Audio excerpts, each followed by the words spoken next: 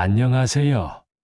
여러분, 오늘은 제가 한 가정의 깊은 상처와 배신, 그리고 용서에 관한 이야기를 들려드릴게요. 우리 모두는 가족을 믿고 싶어 하지만 때로는 그 믿음이 깨지는 순간을 마주하게 되죠.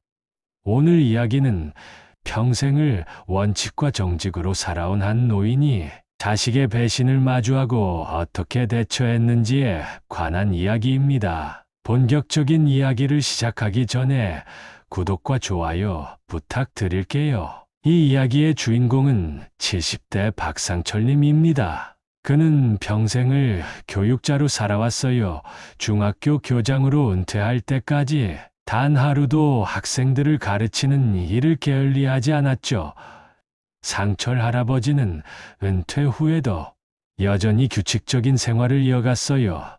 매일 아침 5시 반에 일어나 동네 공원을 3바퀴 돌고 아침 식사를 챙겨 먹고, 오전에는 신문을 꼼꼼히 읽고, 오후에는 동네 도서관에서 책을 읽거나 가끔 노인회관에서 친구들과 바둑을 두며 시간을 보냈어요.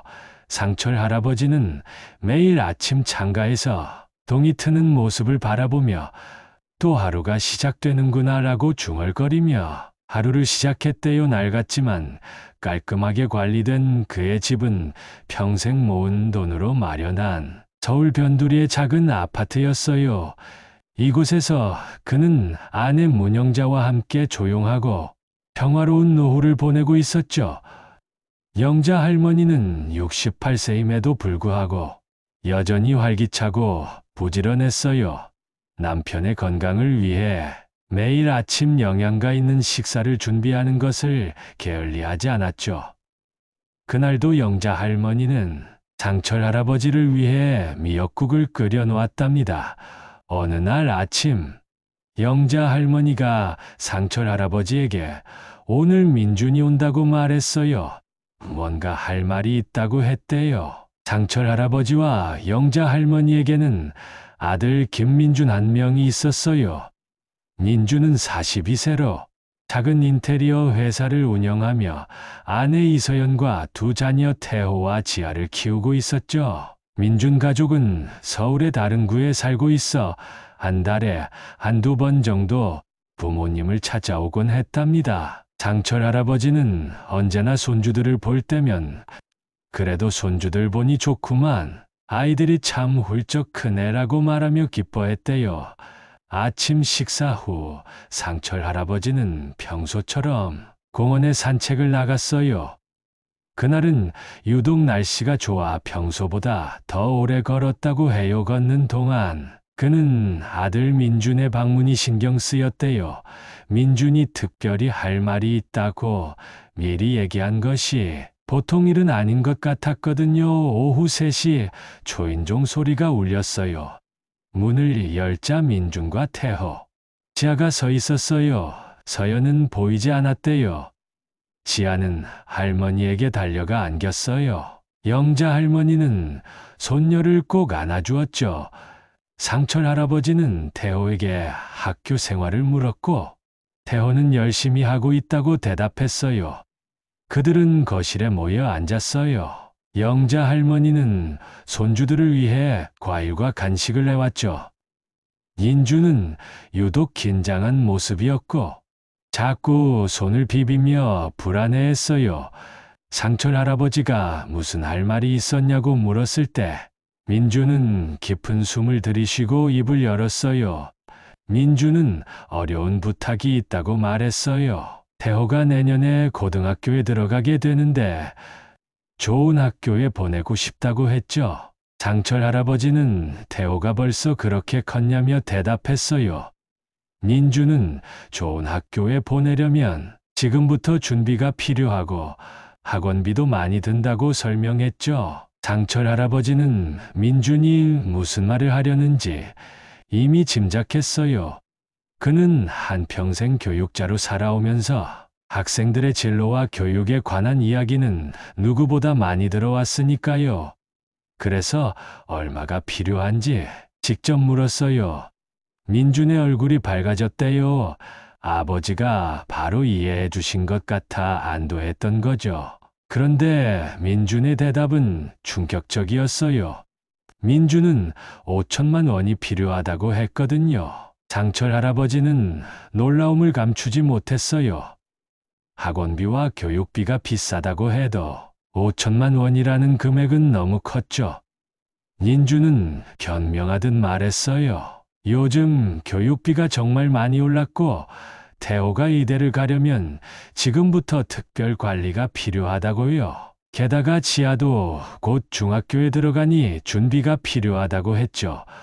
상철 할아버지는 의아했어요. 태호가 의사가 되고 싶다고 한 적이 있냐고 물었죠. 그리고 손자 태호를 바라보았어요. 태호는 할아버지의 눈길을 피했대요. 민주는 급하게 아직 태호는 어려서 진로를 확실히 정하지 못했지만 의사가 되면 좋을 거라고 말했어요. 안정적인 직업이니까요. 장철 할아버지는 아들의 말을 듣고 있었지만 뭔가 석연치 않은 느낌이 들었대요. 그의 교직 생활 동안 키운 직감이 작동하고 있었던 거죠. 그래서 상철 할아버지는 민준에게 솔직히 말해보라고 했어요. 정말 태호의 학비를 위해 그 돈이 필요한 거냐고요. 민준의 얼굴색이 변했대요. 그는 더 이상 아버지의 눈을 바로 쳐다볼 수 없었어요.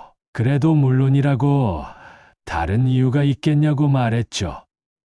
영자 할머니는 초조한 듯 남편과 아들을 번갈아 바라보았고 태호와 지아는 어색한 분위기를 느끼고 조용히 간식만 먹고 있었어요. 상철 할아버지는 생각해 보겠다고 했어요. 지금 당장은 대답하기 어렵다고요. 민주는 실망한 표정으로 알겠다고 했대요. 대화는 그렇게 끝났고 민주는 아이들을 데리고 오래 머물지 않고 돌아갔어요. 영자 할머니는 걱정스러운 표정으로 남편을 바라보며 어떻게 생각하냐고 물었어요. 아이들 교육은 중요하지 않냐고요. 상철 할아버지는 중요하지만 5천만 원이라는 금액이 너무 크다고 했어요. 게다가 뭔가 이상하다고 느꼈대요. 태호의 얼굴을 보니 뭔가 불편해 보였고 민준도 눈을 똑바로 쳐다보지 못했다고요. 상철 할아버지는 이날 밤 잠을 설쳤어요. 무언가 불편한 예감이 자꾸 그를 괴롭혔대요. 아들 민준은 어렸을 때부터 정직하고 성실한 아이였는데 그런 아들이 갑자기 거액을 요구하는 것이 이상했거든요. 다음 날 아침, 상철 할아버지는 일찍 일어나 결심했어요. 그는 민준의 회사에 방문하기로 했죠. 아내에게는 친구를 만나러 간다고 말했어요. 상철 할아버지는 출발하기 전 민준의 회사 주소를 확인했어요. 그는 몇 년 전에 한 번 방문한 적이 있었지만 정확한 위치가 기억나지 않았거든요. 주소를 확인한 후 그는 버스를 타고 회사로 향했어요. 1시간 후, 그는 민준의 회사 앞에 도착했어요. 그런데 그가 본 것은 예상과 달랐어요. 회사 입구에는 임대문에 팻말이 붙어 있었고 안은 텅 비어 있었어요. 상철 할아버지는 당혹스러웠대요. 민주는 분명히 회사가 잘 되고 있다고 말했었거든요. 그는 주변 상가에 물어보기 시작했어요. 상점 주인은 민준의 회사가 한 달 전에 문을 닫았다고 했어요. 갑자기 철수했다고요. 상철 할아버지의 가슴이 철렁 내려앉았어요. 민준이 거짓말을 한 것이었어요. 그는 더 알아보기 위해 아들의 집으로 향했죠. 민준의 집은 서울 서쪽의 아파트 단지에 있었어요. 상철 할아버지가 도착했을 때 그는 민준의 아내 서연이 아이들 손을 잡고 나오는 것을 보았어요. 그들은 상철 할아버지를 보지 못했고 택시를 타고 어디론가 향했대요. 상철 할아버지는 망설이다가 민준의 이웃에게 물어보기로 했어요. 그는 옆집 초인종을 눌렀어요. 그리고 자신을 민준이 아버지라고 소개하며 옆집 가족에 대해 물었죠. 이웃은 최근에 민준네 집에서 자주 싸우는 소리가 들렸다고 했어요. 그리고 며칠 전부터는 낯선 남자들이 찾아와서 돈 이야기를 하는 것 같더라고요. 많이 다급해 보였다고 했죠. 이 말을 들은 상철 할아버지는 불안감이 커졌어요. 그는 집으로 돌아와 아내에게 상황을 설명했어요. 영자 할머니는 민준이 거짓말을 했냐며 충격을 받았어요. 상철 할아버지는 회사가 이미 문을 닫았고 이웃의 말로는 최근에 수상한 사람들이 찾아오고 있다고 했어요. 영자 할머니는 민준에게 무슨 일이 생긴 거냐며 혹시 빚을 진 것 아니냐고 걱정했어요. 상철 할아버지는 아직 확실한 건 모르지만 그럴 가능성이 높아 보인다고 했죠. 그래서 내일 민준을 직접 만나보겠다고 말했어요. 그날 밤 상철 할아버지와 영자 할머니는 걱정으로 잠을 이루지 못했어요. 그들의 아들에게 무슨 일이 일어난 것인지, 그리고 5천만 원이라는 거액이 정말로 아이들 교육비를 위한 것인지 의문이 들었거든요. 다음 날 아침 상철 할아버지는 민준에게 전화를 걸었어요. 오늘 좀 만날 수 있겠냐고 물었죠. 민준은 바쁘다고 했지만 상철 할아버지가 중요한 얘기가 있다고 하자 결국 집으로 오겠다고 했어요. 오후 2시 민준이 혼자 도착했어요. 그의 얼굴은 피곤해 보였고 눈 밑에는 다크서클이 짙게 내려앉아 있었어요. 영자 할머니는 민준이 많이 피곤해 보인다며 밥은 먹었냐고 물었어요. 민준은 먹었다고 대답했죠. 셋은 거실에 앉았어요. 상철 할아버지는 차분하게 어제 민준의 회사에 가봤다고 말했어요. 민준의 얼굴이 창백해졌대요. 상철 할아버지는 회사가 문을 닫았더라고 물었어요. 언제부터였냐고요? 민준은 고개를 숙이고 어깨를 떨었어요. 1달 전이라고 대답했죠. 상철 할아버지는 이웃에게 들은 이야기도 전했어요. 수상한 사람들이 민준의 집을 찾아온다는 이야기요. 그리고 이제 모든 걸 솔직하게 말하라고 요구했어요. 무슨 일이 있는 거냐고요. 민준은 갑자기 울음을 터뜨렸어요. 40대 중년 남성이 부모 앞에서 어린아이처럼 흐느끼는 모습이었어요. 그리고 자신에게 도박 빚이 있다고 고백했어요. 영자 할머니는 충격을 받았어요. 도박이라니, 그게 무슨 소리냐고요.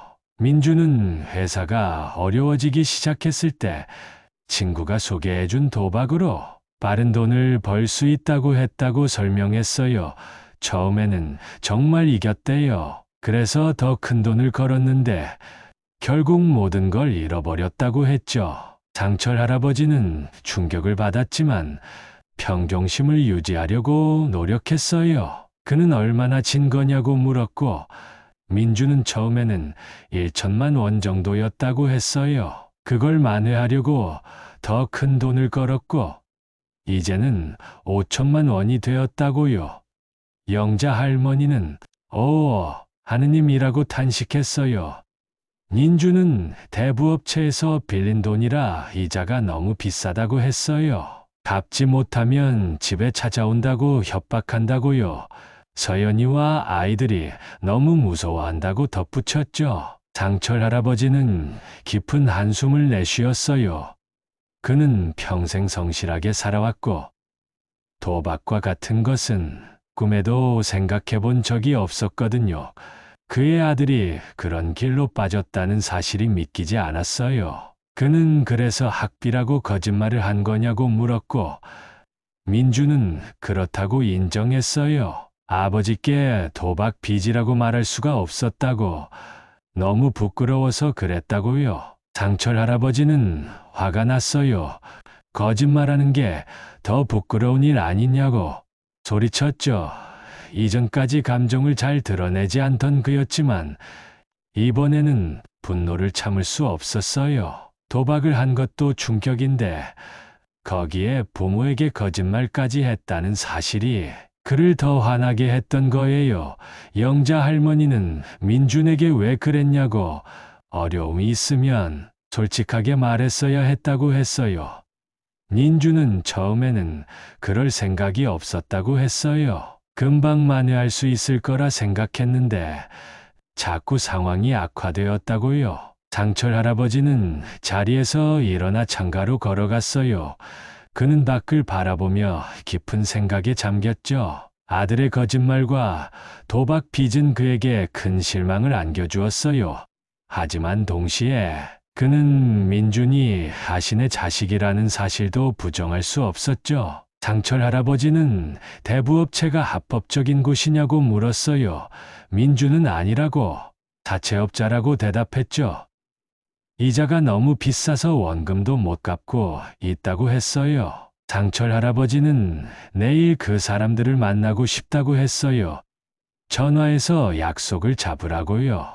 민주는 그럴 필요 없다고 말했지만 상철 할아버지는 화를 내며 민준이 이미 이 지경까지 온 걸 보면 그의 힘으로는 해결 못할 게 뻔하다고 말했어요. 민준은 더 이상 아무 말도 하지 못했죠. 그는 고개를 떨구고 있었어요. 장철 할아버지는 내일 그 사람들과 약속을 잡고 정확한 액수와 계약서, 모든 관련 서류를 가지고 오라고 지시했어요. 민준은 그렇게 하겠다고 했죠. 민준이 떠난 후 영자 할머니는 남편 곁으로 다가와서 어떻게 할 거냐고 물었어요. 장철 할아버지는 일단 상황을 정확히 파악해야 한다고 했어요. 불법 사채업자라면 신고해야 할 수도 있다고요. 영자 할머니는 그러면 민준이 더 위험해질 수도 있지 않겠냐고 걱정했지만 장철 할아버지는 다 알아볼 거라며 걱정하지 말라고 했어요. 그날 밤 상철 할아버지는 인터넷을 검색하며 불법 사채업과 관련된 정보를 찾아보았어요. 법적 대응 방법, 신고 절차, 피해자 지원 프로그램 등 다양한 정보를 수집했죠. 그는 평생 법과 규칙을 준수하며 살아온 사람이었고 불법적인 행위에 대해서는 단호했어요. 다음 날 오후 민준이 한 남자와 함께 상철 할아버지의 집을 찾아왔어요. 그 남자는 강동석이라고 했어요. 55세쯤 되어 보이는 그는 깔끔한 정장 차림이었지만 눈빛은 날카롭고 차가웠다고 해요. 강동석은 상철 할아버지에게 인사를 건넸고 셋은 거실에 앉았어요. 영자 할머니는 차를 내오고 자리를 피했죠. 상철 할아버지는 바로 본론으로 들어갔어요. 아들이 빚이 있다고 들었는데 정확한 금액이 얼마냐고 물었죠. 강동석은 민준이 처음 빌린 건 3천만 원이었는데 이자가 누적되어 현재는 5천만 원이 되었다고 설명했어요. 장철 할아버지는 이자율이 얼마냐고 물었고 강동석은 월 20%라고 대답했어요. 장철 할아버지는 그게 불법이라고 지적했어요. 법정 최고 이자율을 훨씬 넘는 수준이라고요. 강동석의 표정이 약간 굳어졌대요. 강동석은 민준이 계약 조건에 동의했다고 말했어요. 그리고 그들은 융통성 있게 대응하고 있다고요. 상철 할아버지는 융통성이 뭐냐며 아들 집에 찾아가 협박한 게 융통성이냐고 물었어요. 강동석은 그건 단순한 상환 요청이었다고 변명했죠. 장철 할아버지는 계약서와 모든 관련 서류를 보여달라고 요구했어요. 강동석은 잠시 망설이다가 서류 가방에서 몇 장의 종이를 꺼냈죠. 상철 할아버지는 안경을 꺼내 쓰고 꼼꼼히 서류를 검토했어요. 오랜 교직 생활 동안 수많은 공문서를 다뤄온 그는 서류의 허점을 빠르게 찾아냈대요. 상철 할아버지는 이 계약서는 법적으로 효력이 없다고 지적했어요. 이자율이 법정 한도를 초과했고 계약 조건도 불명확하다고요. 강동석은 그건 상철 할아버지의 의견일 뿐이라고 했어요. 민준이 서명했고 돈을 받았으니 갚아야 하는 의무가 있다고요. 상철 할아버지는 빌린 돈은 갚아야 하지만 불법적인 이자는 인정할 수 없다고 했어요. 강동석은 화를 내며 그런 식으로 나올 거냐고, 민준의 안전을 생각한다면 어떻게 해야 할지 알 거라고 암시했어요. 상철 할아버지는 그게 협박이냐고 되물었고, 방 안의 공기가 팽팽해졌대요. 민준은 두 사람 사이에 끼어 불안한 표정으로 앉아 있었어요. 상철 할아버지는 제안을 했어요. 원금 3천만 원과 합법적인 이자율로 계산한 금액을 지불하겠다고요. 그리고 이 일은 여기서 끝내자고 했죠.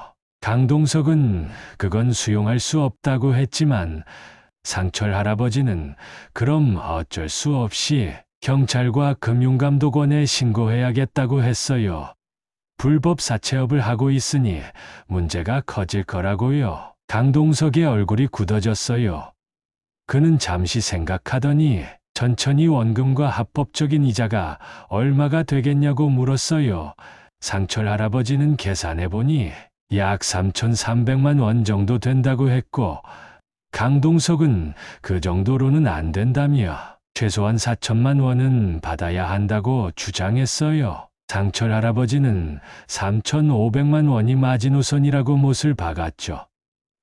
더 이상은 불가능하다고요. 두 사람은 한동안 침묵 속에서 서로를 노려보았어요. 마침내 강동석이 입을 열었죠. 3,500만 원에 합의하겠다고 했어요. 하지만 일주일 내로 지불해야 한다는 조건이었죠. 상철 할아버지는 3일 내로 준비하겠다고 했어요. 그리고 새로운 계약서를 작성해달라고 요구했죠. 이 빚이 완전히 청산된다는 내용이 포함되어야 한다고요. 강동석은 알겠다고 했어요. 강동석이 떠난 후 민주는 아버지 앞에 무릎을 꿇었어요. 아버지에게 정말 죄송하다고, 어떻게 감사드려야 할지 모르겠다고 말했죠. 하지만 상철 할아버지는 참았던 분노가 폭발했어요. 이 배신 자식, 내가 너를 어떻게 키웠는데 이런 짓을 해. 상철 할아버지가 화를 내며 소리쳤어요. 민주는 설명하려 했지만 상철 할아버지는 더 이상 들을 생각이 없었어요. 설명? 뭘 더 설명해? 내가 도박으로 집안을 말아먹으려 했다는 건 말고 더 이상 무슨 설명이 필요하냐? 라고 소리쳤대요. 민주는 애원했어요. 한 번만 더 기회를 달라고, 아이들 생각해서라도 용서해달라고 했죠. 하지만 상철 할아버지는 단호했어요. 기회는 이미 3번이나 줬다. 이제 다 끝났어. 라고 말했대요. 영자 할머니가 급히 거실로 들어왔어요. 그녀는 남편에게 진정하라고, 민준도 잘못을 뉘우치고 있다고 말했죠. 하지만 상철 할아버지는 아내마저 아들 편을 듣냐며 화를 냈어요. 그들의 노후 자금까지 도박으로 날릴 뻔했다고요. 상철 할아버지는 분노로 몸을 떨고 있었어요. 그는 방으로 들어가 문을 쾅 닫았죠. 영자 할머니는 바닥에 무릎 꿇은 아들의 어깨를 토닥였어요. 민준아, 왜 이렇게 됐니? 라고 물었고, 민준은 죄송하다며 자신이 정신을 못 차렸다고 인정했어요. 방 안에서 상철 할아버지는 창밖을 바라보며 깊은 한숨을 내쉬었어요. 그는 평생 모아온 저축에서 3,500만 원을 빼내야 했어요. 노후를 위해 아껴둔 돈이었지만 아들과 손주들이 위험에 처한 상황에서 어쩔 수 없는 선택이었죠. 그날 밤 상철 할아버지는 잠을 이루지 못했어요. 그는 계속해서 아들의 배신감에 괴로워했죠. 아들이 왜 도박의 유혹에 빠졌는지, 왜 솔직하게 말하지 않았는지 이해할 수 없었어요. 다음 날 아침, 상철 할아버지는 일찍 일어나 은행으로 향했어요. 그는 정기예금을 해지하고 3,500만 원을 인출했죠. 은행원이 정기예금을 중도해지하면 이자 손실이 있다고 말했지만 상철 할아버지는 괜찮다고 했어요.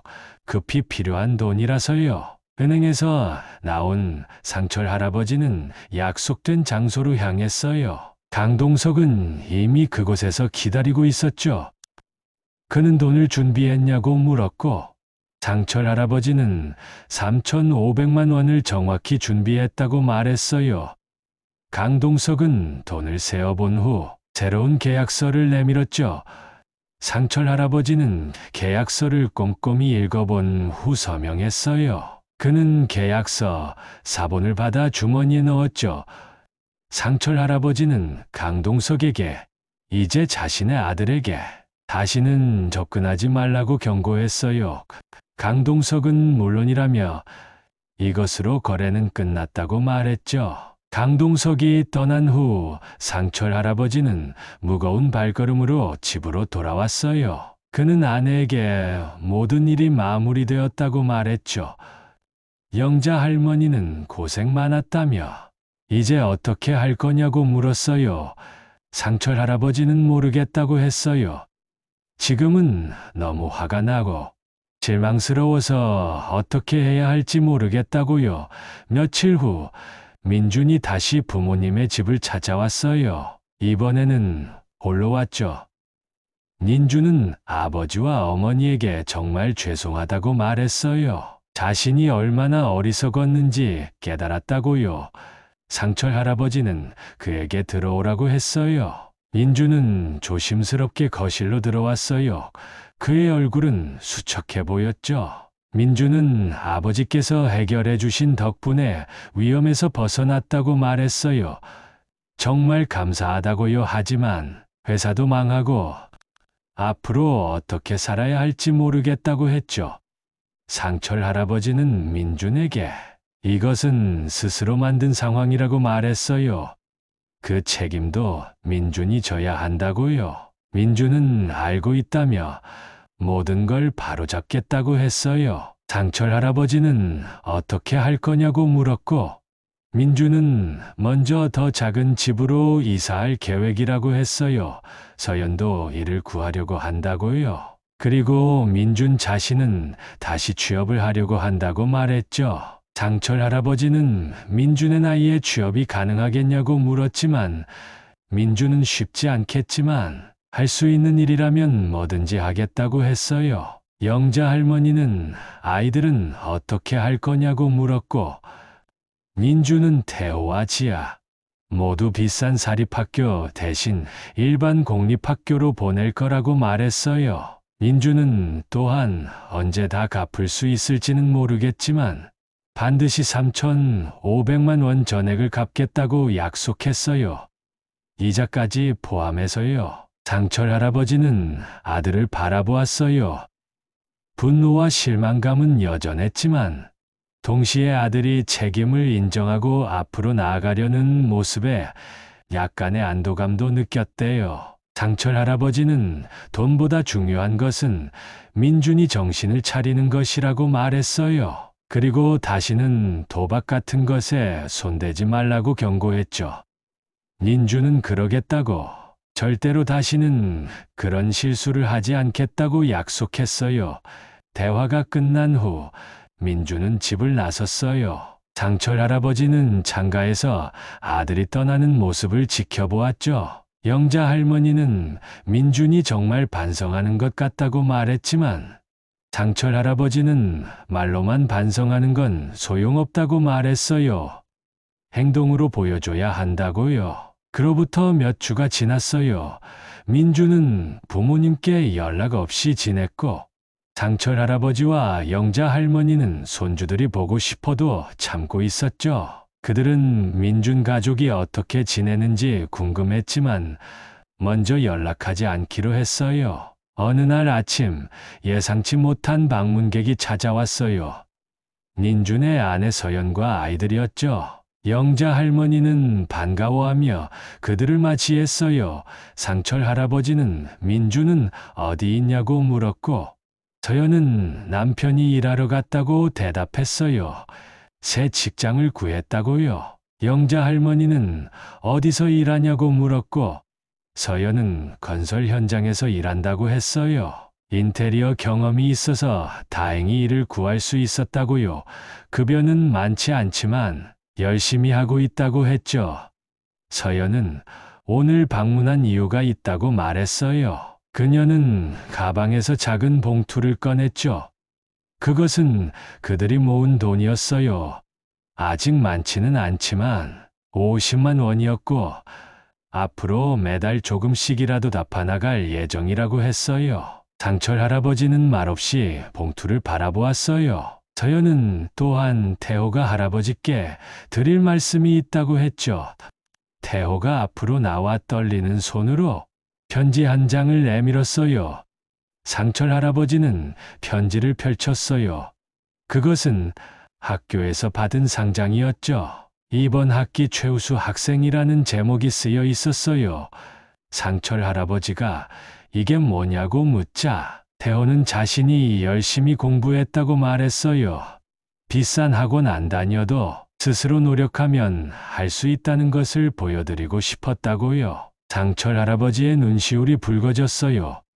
그는 눈물을 참으며 손자의 머리를 쓰다듬었죠. 잘했다, 태호야라고 말했어요. 태호는 할아버지처럼 교장 선생님이 되고 싶다고 말했어요. 학생들을 가르치고 싶다고요. 지아도 자신이 그린 그림을 할아버지께 보여주었어요. 그림에는 박상철, 문영자, 민준, 서연, 태호, 그리고 지아가 함께 손을 잡고 있는 모습이 그려져 있었죠. 지아는 이것이 우리 가족이라고, 모두 다 행복하게 사는 모습이라고 말했어요. 상철 할아버지는 그림을 받아들고 한동안 말을 잇지 못했어요. 그의 마음속에서 무언가 단단히 얼어붙어 있던 것이 조금씩 녹아내리는 것 같았어요. 그날 저녁 민준이 일을 마치고 부모님 집에 도착했어요. 그는 건설 현장에서 일한 흔적이 역력했죠. 작업복은 흙과 먼지로 더러워져 있었고 손에는 굳은 살이 박혀 있었어요. 민주는 부모님께 인사를 건넸고 아내와 아이들이 먼저 왔다는 이야기를 했어요. 상철 할아버지는 태호가 상을 받았다는 이야기를 했고 민주는 기뻐하며 태호가 정말 열심히 했다고 말했어요. 학원도 안 다니고 혼자서 공부했다고요. 민주는 자신도 드릴 말씀이 있다고 했어요. 이제 정말 새 출발을 하고 있다고요. 작은 집으로 이사했고 서연도 파트타임으로 일을 시작했으며 아이들도 환경이 바뀌었지만 열심히 적응하고 있다고 말했어요. 또한 민주는 도박 중독 치료 프로그램에도 참여하고 있다고 했어요. 자신이 얼마나 어리석었는지 이제야 깨닫고 있다고요. 영자 할머니는 감동받아 자신의 아들이 그런 노력을 하고 있었다니 기쁘다고 말했어요.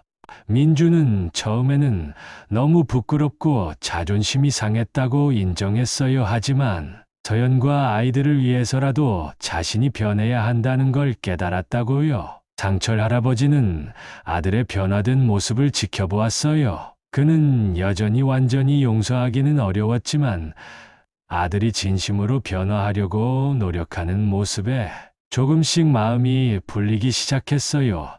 상철 할아버지는 민준에게 지금 하고 있는 노력이 정말 중요한 일이라고 말했어요. 하지만 변화는 하루아침에 이루어지지 않으니 앞으로도 계속 노력해야 한다고 조언했죠. 민준은 알고 있다고. 자신이 저지른 실수를 만회하는데 평생이 걸릴지도 모르지만 포기하지 않겠다고 말했어요. 그날 밤 민준 가족은 함께 저녁 식사를 했어요. 오랜만에 모인 가족 식사는 처음에는 어색했지만 점차 화기애애한 분위기로 바뀌었죠. 손주들은 학교 이야기를 하며 할아버지의 관심을 끌었고 영자 할머니는 손주들이 좋아하는 반찬을 더 많이 챙겨주었어요.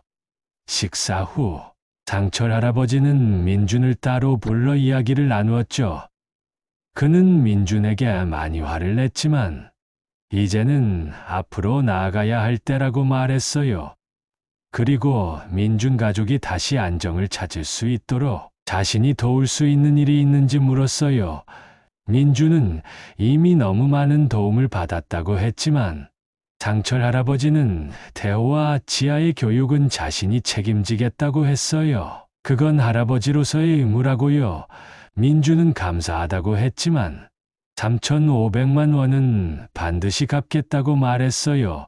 상철 할아버지는 그건 천천히 생각하자고 했어요. 지금은 민준이 안정적인 직장을 갖고 가족들을 돌보는 게 더 중요하다고요. 그날 이후 민준 가족은 매주 토요일마다 상철 할아버지와 영자 할머니를 찾아왔어요. 아이들은 할아버지와 함께 시간을 보내는 것을 좋아했고 상철 할아버지도 손주들과의 시간을 소중히 여겼죠.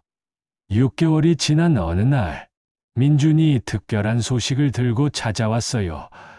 그가 정규직으로 채용되었다는 소식이었죠. 건설회사에서 현장 감독으로 일하게 되었고 급여도 전보다 많이 올랐다고 했어요. 영자 할머니는 정말 축하한다고 말했어요. 민준은 또한 그동안 모은 돈 200만 원을 건넸어요. 지난 6개월 동안 모은 돈이라고 조금씩이지만 계속 갚아나가겠다고 했죠. 하지만 상철 할아버지는 그 돈을 민준에게 돌려주었어요. 아이들 학비에 보태 쓰라고 말했죠. 민준은 거절하려 했지만 상철 할아버지는 민준이 지금까지 보여준 노력과 변화가 그 돈보다 더 가치 있다고 말했어요. 앞으로도 그렇게 살아가면 된다고요.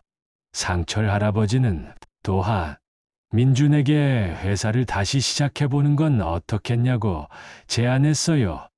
원래 하던 인테리어 회사 말이죠. 민준은 자금 문제를 걱정했지만 상철 할아버지는 도와줄 수 있다고 했어요. 물론 조건이 있었죠. 조건은 첫째, 절대로 다시 도박에 손대지 않을 것. 둘째, 모든 재정을 투명하게 관리할 것. 셋째, 서연을 공동 경영자로 참여시키는 것이었어요. 민준은 정말 그렇게 해줄 수 있냐고 물었고 상철 할아버지는 민준이 진심으로 변화했다고 믿는다고 말했어요. 그리고 민준 가족이 행복하게 살길 바란다고요. 민준은 눈물을 참지 못하고 아버지의 손을 잡았어요. 정말 감사하다고. 이번에는 절대 실망시키지 않겠다고 약속했죠. 1년 후 민준의 새로운 인테리어 회사가 문을 열었어요. 규모는 작았지만 민준과 서연이 함께 열심히 일했죠. 상철 할아버지는 회사의 재정 관리를 도왔고 영자 할머니는 손주들을 돌봐주며 가족을 지원했어요. 회사 개업식 날 상철 할아버지는 작은 연설을 했죠. 이 회사는 단순한 사업체가 아니라 가족의 새로운 출발이자 실패에서 배우고 다시 일어선 증거라고 말했어요. 그는 민준이 자신의 실수를 인정하고 그것을 바로잡기 위해 최선을 다하는 모습에 깊은 감동을 받았다고 했죠. 인생에서 중요한 것은 넘어지지 않는 것이 아니라 넘어진 후 다시 일어나는 것이라고요. 민준의 눈에 눈물이 고였어요. 상철 할아버지는 이제 가족이 더 강해졌다고, 이 회사는 그 증거가 될 것이라고 말했어요. 다들 박수를 쳤고 태호와 지아는 할아버지에게 달려가 안겼어요. 정말 멋진 말씀이었다고 칭찬했죠. 그날 밤 상철 할아버지는 아내와 함께 창가에 앉아 별을 바라보았어요. 영자 할머니는 민준이 많이 변했다고 말했고 상철 할아버지는 사람은 변할 수 있다는 것을 다시 한번 배웠다고 했어요. 그리고 용서의 힘도요. 영자 할머니는 손주들이 할아버지를 정말 자랑스러워한다고, 자신들에게도 힘이 되어준다고 전했어요. 상철 할아버지는 그 말을 듣고 기뻐했죠. 상철 할아버지는 별이 빛나는 하늘을 바라보며 깊은 생각에 잠겼어요. 평생을 교육자로 살아오면서 그는 많은 학생들의 성장을 지켜봤어요. 하지만 자신의 아들을 용서하고 그의 재기를 돕는 과정은 그에게 또 다른 차원의 가르침을 주었답니다. 그는 교장으로 있을 때 규칙을 어긴 학생들에게 얼마나 엄격했는지 영자 할머니에게 말했어요. 원칙주의자였다고요. 하지만 이번 일을 겪으면서 규칙과 원칙도 중요하지만 때로는 용서와 이해가 더 큰 변화를 가져올 수 있다는 것을 깨달았다고 했어요. 영자 할머니는 남편이 더 지혜로워졌다고 말했고, 상철 할아버지는 늙으면 지혜가 생긴다더니 정말인 것 같다고 웃으며 말했어요. 2년이 더 지난 어느 날, 상철 할아버지의 75세 생일 파티가 열렸어요. 민준의 인테리어 회사는 안정적으로 성장했고, 가족의 재정 상태도 많이 나아졌죠.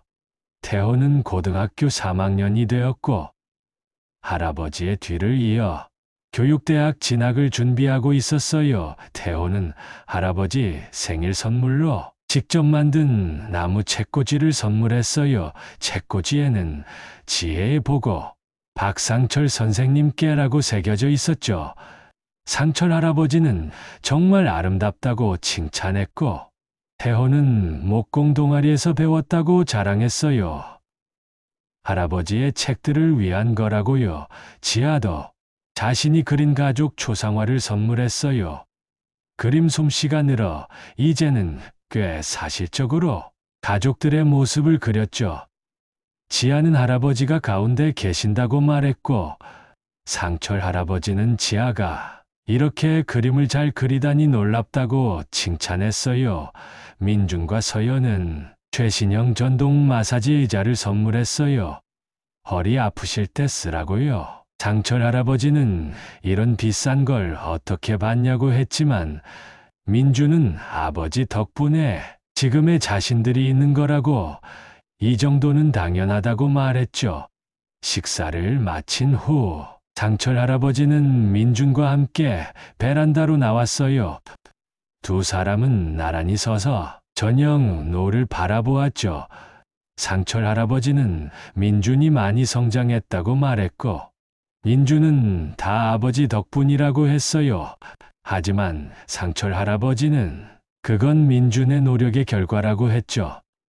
민준이 진정으로 변화했고, 그게 바로 자신이 가장 자랑스럽게 생각하는 부분이라고요. 민준은 지금도 가끔 그때 생각이 나면 너무 부끄럽고 미안하다고 고백했어요. 상철 할아버지는 과거는 과거라며 중요한 건 지금이고 앞으로라고 말했죠. 그리고 한 가지 궁금한 게 있다며 민준에게 어떻게 도박에 빠지게 됐냐고 물었어요. 민준은 잠시 침묵했다가 회사가 어려워지기 시작했을 때 너무 초조해졌다고 말했어요. 빨리 상황을 해결하고 싶었고, 그때 친구가 소개해준 도박이 빠른 해결책처럼 보였다고요. 처음에는 정말 이겼지만, 그래서 더 큰 돈을 걸었고, 결국 모든 걸 잃었다고 했어요. 상철 할아버지는 실패를 인정하는 건 항상 어려운 법이라고 말했어요. 민준은 아버지가 항상 성공적인 삶을 사셨잖아요. 자신은 아버지처럼 되고 싶었는데 그 기대에 미치지 못하는 게 너무 두려웠다고 털어놓았죠. 상철 할아버지는 놀란 듯 민준을 바라보았어요. 자신이 성공적인 삶을 살았다고 민준이 생각하고 있었냐고 물었죠. 민준은 그렇다고, 아버지는 항상 원칙을 지키고 실패 없이 살아오셨다고 말했어요. 교장 선생님까지 되시고요. 상철 할아버지는 잠시 생각에 잠기더니 쓴 웃음을 지었어요. 그리고 자신도 많은 실패를 했다고 말했죠. 단지 말하지 않았을 뿐이라고요. 처음 교사가 되었을 때 학생들을 너무 엄하게 대해서 교장 선생님께 크게 혼난 적도 있고, 승진 시험에 3번이나 떨어진 적도 있었대요. 그리고 상철 할아버지는 잠시 말을 멈추고 깊은 숨을 내쉬었어요. 그리고 비밀을 하나 털어놓았죠. 자신도 젊었을 때 투자에 실패해서 큰돈을 날린 적이 있다고요. 민주는 처음 듣는 얘기라며 놀랐어요. 장철 할아버지는 말한 적이 없다고. 너무 부끄러워서요. 30대 중반이었을 때 친구의 사업에 투자했다가 모든 돈을 잃었대요. 당시 집 전세금까지 날릴 뻔했다고요. 민주는 아버지도 그런 경험이 있었느냐며 놀랐어요. 상철 할아버지는 그렇다고 자신도 실수를 했고 실패를 경험했다고 말했어요. 하지만 그때 자신의 아버지, 즉 민준의 할아버지가 도와주셨고 그 경험에서 배웠다고요. 그래서 더 조심스럽게, 더 원칙적으로 살아온 거라고 설명했어요. 민주는 아버지의 고백에 깊은 감동을 받은 듯 했어요. 그런 이야기를 들려주셔서 감사하다고, 자신이 혼자 겪고 있는 일이 아니란 걸 알게 되니 조금 위로가 된다고 말했죠. 상철 할아버지는 인생에서 실패는 피할 수 없는 거라고, 중요한 건 그 실패에서 어떻게 배우고 일어서느냐 하는 거라고 말했어요. 민주는 이제 그 교훈을 몸소 깨달았다고 했죠. 두 사람은 서로를 바라보며 잠시 침묵했어요. 석양의 붉은 빛이 그들의 얼굴을 비추었죠. 상철 할아버지는 민준에게 약속하자고 했어요. 앞으로는 무슨 일이 있어도 서로 솔직하게 이야기하는 거라고요. 민주는 약속했어요. 상철 할아버지는 또 태호와 지아에게도 실패해도 괜찮다는 걸 가르쳐 주라고 말했어요. 실패는 부끄러운 게 아니라 배움의 기회라는 것을요. 민주는 그렇게 하겠다고 했어요. 그들은 다시 거실로 들어와 가족들과 함께 했어요. 상철 할아버지는 둘러앉은 가족들을 바라보며 큰 행복을 느꼈죠. 손자 태호는 이제 곧 성인이 될 준비를 하고 있었고, 손녀 지아는 활발하게 자신의 꿈을 키워가고 있었어요.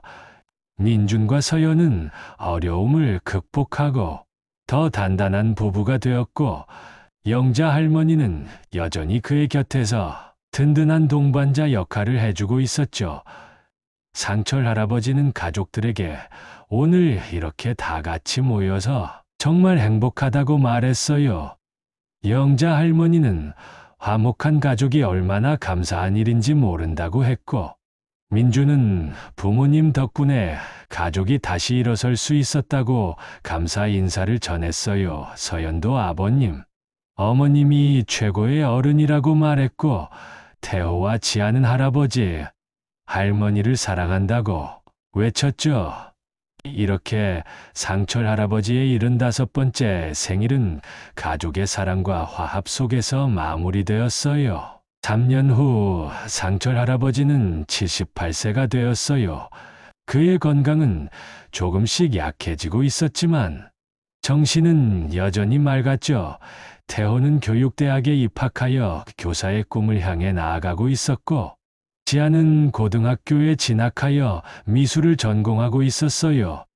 민준의 인테리어 회사는 더욱 성장하여 이제는 직원이 10명 정도 되는 중소기업이 되었죠. 그는 아버지에게 빌린 돈을 모두 갚았고, 이제는 부모님의 노후를 돕기 위해 매달 생활비를 보내고 있었어요. 어느 날 상철 할아버지는 가족들을 모두 집으로 초대했어요. 특별한 이유 없이 그저 함께 시간을 보내고 싶다고 했죠. 그들은 함께 식사를 하고 이야기를 나누고 웃었어요. 식사 후 상철 할아버지는 서재에서 오래된 상자 하나를 가지고 나왔어요.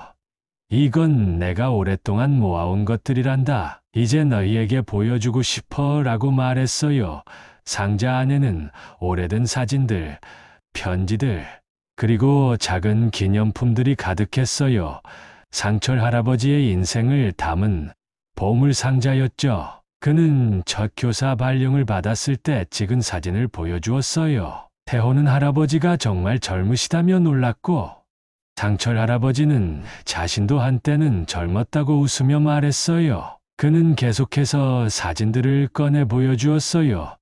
민준이 태어났을 때의 사진, 민준의 첫걸음마, 학교 입학식, 그리고 민준의 결혼식 사진까지요. 그리고 인생이란 참 빠르다고.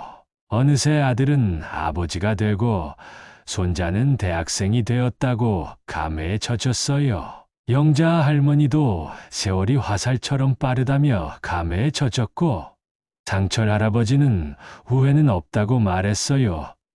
가족이 함께 있으니까요. 그는 상자 맨 밑에서 낡은 편지 한 장을 꺼냈어요. 그의 아버지께서 그에게 쓰신 편지였죠. 30대에 큰 실패를 했을 때 아버지께서 주신 거라고요. 상철 할아버지는 편지를 천천히 펼쳤어요. 상철아, 실패는 인생의 일부다. 너의 가치는 성공이나 실패로 결정되지 않는다. 중요한 것은 내가 어떤 사람이 되느냐 하는 것이다. 정직하고 성실하고 가족을 사랑하는 사람이 되렴. 그것이 진정한 성공이다. 그의 아버지의 말씀이었죠. 민준의 눈에 눈물이 맺혔어요. 상철 할아버지는 이 편지를 민준에게 주고 싶다고 했어요. 이제는 민준이 이 지혜를 태호와 지아에게 전해주길 바란다고요. 민준은 떨리는 손으로 편지를 받았죠. 상철 할아버지는 이제 많은 것을 깨달았다고 말했어요. 돈, 명예, 성공 그런 것들은 중요하지만 가장 중요한 것은 서로에게 얼마나 사랑을 주고받았느냐 하는 거라고요. 그날 밤 가족들은 오랜만에 함께 상철 할아버지의 집에서 묵었어요. 다음 날 아침, 그들이 아침 식사를 하고 있을 때 상철 할아버지는 미소를 지으며 말했어요. 나는 참 행복한 사람이구나. 이렇게 좋은 가족이 있으니. 영자 할머니도 동의했어요. 그들은 정말 복받은 가족이라고요. 상철 할아버지는 민준, 태호, 지아, 그리고 서연에게 부탁이 있다고 말했어요. 그것은 서로를 절대 배신하지 말고 어떤 어려움이 와도 함께 극복하고 서로를 지지해 주기를 바란다는 것이었죠. 가족 모두가 약속했어요. 상철 할아버지는 만족스럽게 미소 지었어요. 그는 자신의 인생에서 가장 큰 시련을 겪었지만 그 시련을 통해 더 강한 가족의 유대를 형성할 수 있었죠. 아들의 배신과 도박 빚은 큰 상처였지만 그 상처를 통해 그들은 모두 성장했어요. 기억하거라. 인생에서 가장 중요한 것은 실패하지 않는 것이 아니라 실패 후에 다시 일어서는 것이다. 그리고 가장 귀중한 자산은 돈이 아니라 서로에 대한 사랑과 신뢰다. 라고 상철 할아버지는 말했어요. 이렇게 상철 할아버지와 그의 가족은 깊은 상처와 배신을 극복하고 더 강한 유대감을 형성하게 되었어요. 학비라는 이름으로 시작된 거짓말은 큰 아픔을 가져왔지만 그 아픔을 통해 그들은 진정한 가족의 의미를 깨달았답니다. 여러분, 우리 모두의 인생에는 크고 작은 배신과 실패가 있어요. 하지만 중요한 것은 그 순간에 어떻게 대처하느냐 하는 거예요. 용서와 이해, 그리고 변화의 의지가 있다면 어떤 상처도 치유될 수 있답니다. 이 이야기가 여러분에게 작은 위로와 지혜를 전해드렸으면 좋겠어요. 가족 간의 신뢰와 소통이 얼마나 중요한지, 그리고 실패 후에 다시 일어서는 용기가 얼마나 값진 것인지 생각해보는 계기가 되었으면 해요. 여러분의 가정에도 항상 사랑과 이해, 그리고 용서가 가득하기를 바랍니다. 이 이야기가 마음에 드셨다면 구독과 좋아요 부탁드려요. 다음에도 더 좋은 이야기로 찾아뵙겠습니다. 감사합니다.